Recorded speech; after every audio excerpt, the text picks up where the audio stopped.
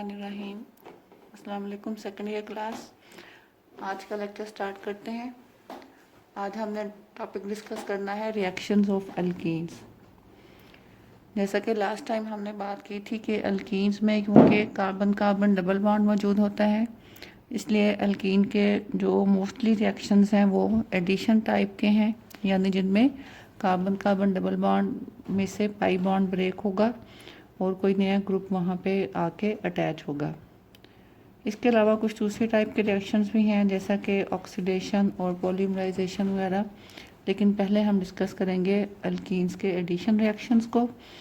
First one of them is addition of hydrogen, it is also called as hydrogenation. ये वही reaction है जो हमने प्रेपरेशन ऑफ अल्केन्स में भी पढ़ा था। अल्कीन्स में एडिशन ऑफ हाइड्रोजन कैटलिस्ट की मौजूदगी में की जाती है। कैटलिस्ट इसमें यूज़ होते हैं मेटल कैटलिस्ट, आमतौर पे प्लाडियम, प्लाटिनम या निकल यूज़ होता है, और इस पर्पस के लिए हाई प्रेशर चाहिए होता है, तकरीबन 1 से 5 ATM तक का। और ये रिएक्शन जो है ये हाईली एक्सोथर्मिक रिएक्शन है, और अमाउंट ऑफ हीट जो कि रिलीज़ होती है and that is called as heat of hydrogenation. Heat of hydrogenation को हम यूँ डिफाइन कर सकते हैं that it is the amount of heat which is released when 1 mole of alkene is hydrogenated, और तकरीबन इसकी जो वैल्यू है वो 120 किलो जूल पर मोल है। जब हम कैटलिस्ट की बात करते हैं तो प्लाडियम, प्लाटिनम टाइप के जो मेटालिक कैटलिस्ट हैं, आमतौर पे ये फाइन पाउडर फॉर्म में यूज़ किए जाते हैं। और अगर निकल यूज़ किया जाए, जो कि ज़्यादातर इंडस्ट्रीज़ में यूज़ किया जाता है, तो उसको हम यूज़ करते हैं रन्ने निकल की फॉर्म में। रन्ने निकल प्रिपेयर करने के लिए निकल एल्युमिनियम का एलॉय मीन मिक्सचर, निकल और एल्युमिनियम का एलॉय ट्रीट किया जाता है कास्टिक सोडा के साथ। Caustic soda means sodium hydroxide, और इसमें हमें फिर रिएक्शन के बाद बनते हैं निकल जो ऑब्टेन होता है, दैट इज़ कॉल्ड एज रन्ने निकल। और इसके साथ साथ सोडियम एल्यूमिनेट और हाइड्रोजन बनती है। आमतौर पे जैसा कि मैंने कहा कि इंडस्ट्रीज़ में ये रन्ना निकल ही यूज़ किया जाता है एज अ कैटलिस्ट, और इस सूरत में हमें टेम्परेचर चाहिए होता है तकरीबन 100 डिग्री सेंटीग्रेड और प्रेशर 3 ATM। ये रिएक्शन जैसा कि आप पहले पढ़ चुके हैं, इसमें कार्बन कार्बन डबल बॉन्ड में से पाई बॉन्ड ब्रेकअप हो जाएगा, और जो कार्बन की वैलेंसी खाली होगी वहाँ पे दोनों कार्बन्स के साथ साथ एक एक हाइड्रोजन एटम आकर अटैच हो जाता है। जैसा कि आप ये देख रहे हैं, एक अल्कीन है। इसको जब आप रिएक्ट करवाएंगे हाइड्रोजन के साथ इन द प्रेजेंस ऑफ निकल, हाई टेम्परेचर और हाई प्रेशर पे, तो ये पाई बॉन्ड ब्रेकअप हो जाएगा। एक हाइड्रोजन यहाँ बनेगी तो ये CH3 बन जाएगा, एक हाइड्रोजन यहाँ अटैच होगी तो ये CH2 बन जाएगा। आपके पास एक सैचुरेटेड हाइड्रोकार्बन यानी अल्केन बन जाता है। ऐसे ही जब बेंजीन में 3 मॉलिक्यूल्स ऑफ हाइड्रोजन ऐड किए जाएँ तो हमारे पास ये साइक्लिक यानी कि रिंग फॉर्म में कंपाउंड बनता है साइक्लोहेक्सेन। ये रिंग फॉर्म में एक्चुअली कंपाउंड को अगर हम डिटेल से शो करें तो ये इसका मतलब ये है, यहाँ पे इसका CH2 CH2 CH2 CH2 CH2 CH2, इस तरह से 6 CH2 जो हैं, 6 कार्बन एटम जो हैं वो एक 6 मेंबर रिंग की फॉर्म में ज्वाइन होते हैं। तो उसको हम सिंप्लिसिटी में इस तरह से शो कर देते हैं। ये रिंग के कॉर्नर जो हैं, हर कॉर्नर कार्बन एटम को शो करता है, और अल्टीमेटली क्योंकि हर कार्बन जो है वो 2 बॉन्ड यहाँ पे शो कर रहा है, तो ये अंडरस्टूड है कि बाकी 2 बॉन्ड्स जो हैं वहाँ पे हाइड्रोजन अटैच्ड है। This compound is called as cyclohexane. तो जैसा कि हमने पहले पढ़ा था कि ये रिएक्शन जो है एडिशन ऑफ हाइड्रोजन या हाइड्रोजनेशन, ये इंडस्ट्रियल पॉइंट ऑफ व्यू से बहुत इंपॉर्टेंट है, क्योंकि ये रिएक्शन यूज़ किया जाता है for the conversion of oil, vegetables oil into vegetable घी।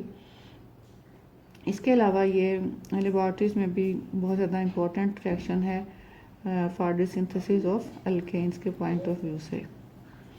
इस रिएक्शन का दूसरा नाम भी आप लोग पहले पढ़ चुके हैं, that is also called, it is also called as Sabatier Senderens reaction, ये नाम भी आपने याद रखना है।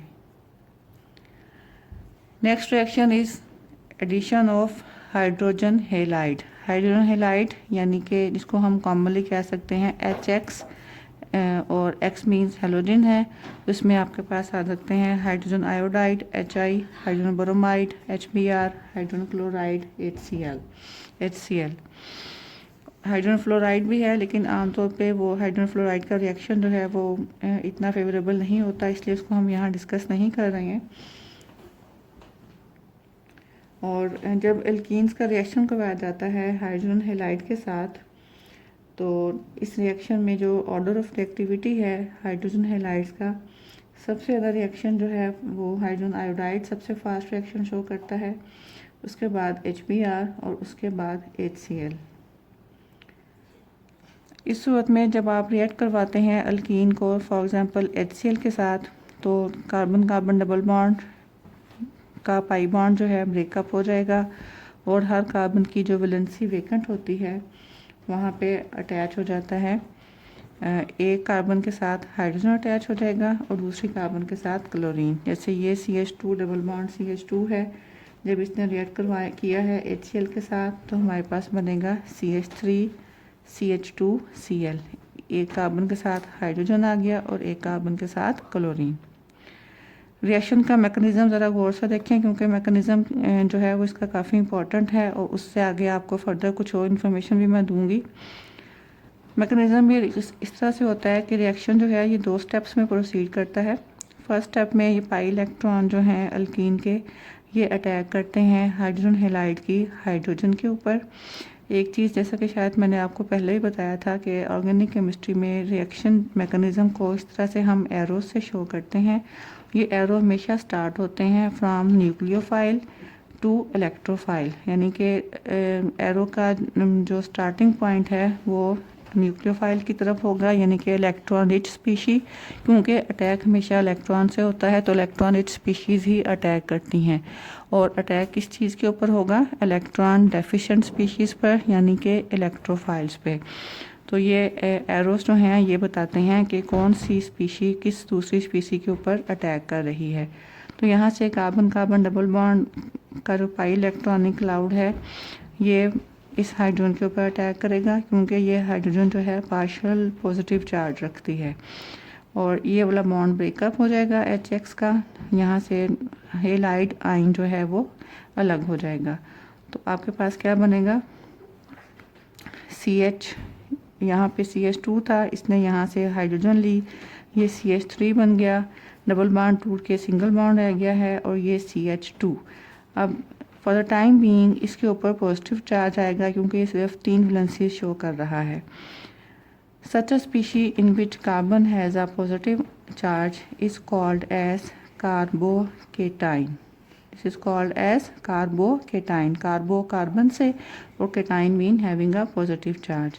तो हम ये बोलते हैं कि ये रिएक्शन में एक इंटरमीडिएट कार्बोकेटाइन बनता है। इंटरमीडिएट मीन ऐसी स्पीशी जो रिएक्शन मिक्सचर में थोड़े टाइम के लिए बनती है और बाद में अल्टीमेटली ये प्रोडक्ट में चेंज हो जाती है। नेक्स्ट स्टेप में ये कार्बोकेटाइन के ऊपर अब अटैक करेगा हेलाइड आइन। अब देखें एरो जो है वो हेलाइड आइन से CH2 पे जा रहा है, क्योंकि ये नेगेटिवली चार्ज स्पीशी है। तो नेगेटिवली चार्ज स्पीशी जो मैंने बताया कि न्यूक्लियोफाइल हमेशा अटैक करते हैं और ये पॉजिटिवली चार्ज स्पीशी है, तो ये एक इलेक्ट्रोफिलिक स्पीशी है, इलेक्ट्रोफाइल है। तो हेलाइड आइन इस कार्बोकेटाइन की पॉजिटिवली चार्ज कार्बन के ऊपर अटैक करेगा, इसके साथ नया बॉन्ड बनाएगा, हमारे पास बन जाएगा CH3 CH2X, सेम प्रोडक्ट बन गई जो हमने ऊपर पढ़ी थी। तो यहाँ से आपको एग्जांपल भी मिल सकती हैं एक न्यूक्लियोफाइल की और एक इलेक्ट्रोफाइल की। ये species with negative charge is a nucleophile and this species with the positive charge is an electrophile. तो ये मैकेनिज्म है 2 स्टेप्स में। फर्स्ट स्टेप में आपके पास कार्बोकेटाइन बनता है और नेक्स्ट स्टेप में कार्बोकेटाइन के ऊपर हेलाइड आइन अटैक करता है। Addition of halogens to alkenes is governed by a specific rule. That rule is called as Markovnikov's rule. ये बहुत इम्पोर्टेंट है, इसको समझना बहुत ज़रूरी है। पहले इसकी डेफिनेशन देखते हैं, फिर एग्जांपल से मैं आपको ये समझाऊंगी। Markovnikov rule can be defined as that unsymmetrical reagents, when an unsymmetrical reagent is added to an unsymmetrical alkene, negative part of the reagent goes to that carbon which has less number of hydrogen atoms. Unsymmetrical reagent mean ऐसा reagent जिसमें partial positive और partial negative side होंगी, is added to an unsymmetrical alkene. Unsymmetrical alkene mean कि ऐसी alkene जिसमें carbon carbon double bond जो है वो सेंटर में नहीं होगा, बल्कि कार्बन कार्बन डबल बॉन्ड की दोनों साइड्स पे डिफरेंट टाइप की अल्काइल चेन्स अटैच होंगी। जैसा कि नीचे एग्जांपल में आप देख रहे हैं, प्रोपीन ये एक अनसिमेट्रिकल अल्कीन है क्योंकि कार्बन कार्बन डबल बॉन्ड एक साइड से जो है वो फर्स्ट कार्बन के बाद है, दूसरी साइड से जो है वो सेकंड कार्बन के बाद है। तो इसके बरक्स अगर आप देखें इथीन को, तो इथीन जो है CH2 डबल बॉन्ड CH2 ये एक सिमेट्रिकल अल्कीन है क्योंकि कार्बन कार्बन डबल बॉन्ड जो है वो एग्जैक्टली सेंटर में है। ऐसे ही अगर आप ब्यूटीन की बात करें, CH3 CH double bond CH CH3 ये भी एक सिमेट्रिकल अल्कीन है, लेकिन प्रोपीन एक अनसिमेट्रिकल अल्कीन है। ऐसे ही नीचे ये एग्जांपल है 2 मिथाइल प्रोपीन, ये भी एक अनसिमेट्रिकल अल्कीन है। तो मार्कोनिकोव रूल जो है ये अनसिमेट्रिकल अल्कीन्स के ऊपर अप्लाई होता है। सिमेट्रिकल अल्कीन्स में ऐसा कोई रूल जो है उसकी ज़रूरत नहीं है। तो इस रूल के मुताबिक जब आप एक अनसिमेट्रिकल अल्कीन को रिएक्ट करवाते हैं किसी भी अनसिमेट्रिकल रिएजेंट के साथ, जैसा कि हाइड्रोजन हैलाइड एक अनसिमेट्रिकल रिएजेंट है क्योंकि इसमें हाइड्रोजन एटम के ऊपर पार्शियल नेगेटिव चार्ज होता है और हेलोजन एटम के ऊपर पार्शियल नेगेटिव चार्ज होता है। तो अब आप देखें मैकेनिज्म के मुताबिक, जैसा हमने पीछे मैकेनिज्म पढ़ा है, एक कार्बन के साथ हाइड्रोजन ने अटैच होना है, दूसरी कार्बन के साथ ब्रोमीन ने अटैच होना है। तो दो पॉसिबिलिटीज़ हैं। अगर इस कार्बन पे हाइड्रोजन अटैच हो और सेकंड कार्बन पे ब्रोमीन, तो आपके पास ये प्रोडक्ट बनेगी CH3 CH Br CH3।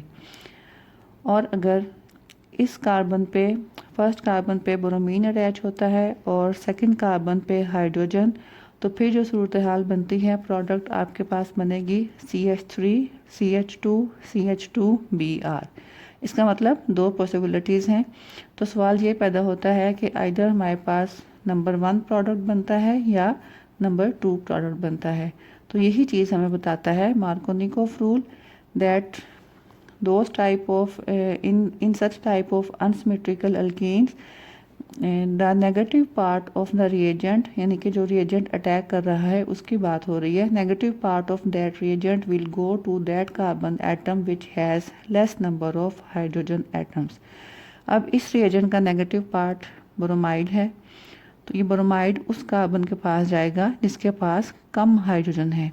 Carbon आपने देखनी है सिर्फ वो कार्बन जिनके दरमियान में डबल बॉन्ड है। जैसे ये दो कार्बन के बीच में डबल बॉन्ड है, इस कार्बन के पास ज़्यादा हाइड्रोजन हैं, 2 हैं, इसके पास सिर्फ 1 हाइड्रोजन है। तो ब्रोमीन वहाँ जाएगा जहाँ पे नंबर ऑफ हाइड्रोजन कम है, यानी कि ब्रोमीन सेकंड कार्बन पे अटैच होगा। इट मीन प्रोडक्ट नंबर 1 हमारे पास बनेगी, प्रोडक्ट नंबर 2 हमारे पास नहीं बनेगी क्योंकि ये मार्कोनिकोव रूल को फॉलो नहीं करती है, उसके अगेंस्ट है। इसी तरह से नीचे वाली एग्जांपल है, इसमें इन दो कार्बन्स के बीच में कंपटीशन होगा, किस कार्बन पे हाइड्रोजन अटैच होगा और किस कार्बन पे ब्रोमीन। इसके रिस्पेक्टिव प्रोडक्ट आप मुझे बना के ड्रा करके दिखाएंगे मार्कोनिकोव रूल के लिहाज से। तो जब भी कोई अनसिमेट्रिकल रिएजेंट ऐड होगा किसी भी अनसिमेट्रिकल अल्कीन में, तो प्रोडक्ट जो है वो हमेशा मार्कोनिकोव रूल के मुताबिक बनेगी। आज के लिए यहाँ तक, नेक्स्ट लेक्चर तक के लिए अल्लाह हाफिज़।